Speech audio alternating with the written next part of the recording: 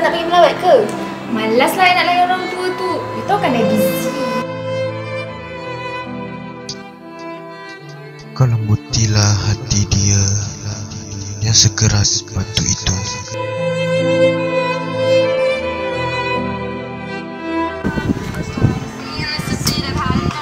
Mana orang tua ni nak? Hello? Ayah. Sorry orang tak ada balik lah ya. Orang sibuk. Nantilah.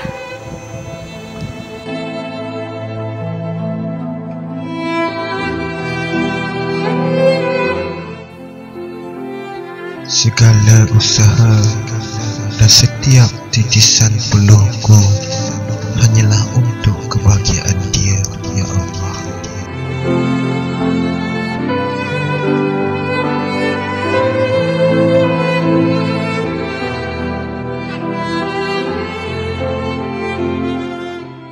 Bi, aku ada cerita dengan kau. Ceritalah. Tahu tak ayah pasal lupa aku sekarang? Kenapa? Besok balik. Aku kan banyak kerja. Penat okey. Bapa Intan sakit sebab itulah. Nantilah. Sekarang ni kan time kita enjoy. Apa kata you pergi tengok dia kejap je? Nantilah.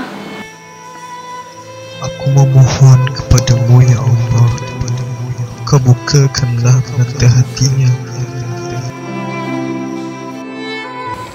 You ingat tak? Ni tempat first time kita jumpa dulu. Mestilah ingat. You, kita dah 10 tahun kahwin. Bila you nak cakap kat ayah? Alah, nantilah. Awal lagi kot. Sampai bila?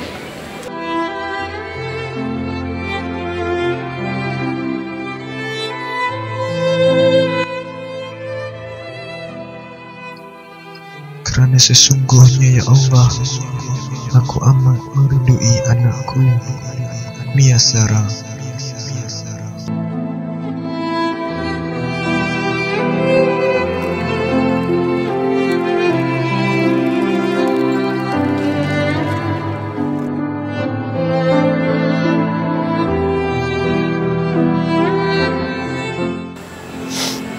Sebenarnya pakcik sangat rindukan Mia.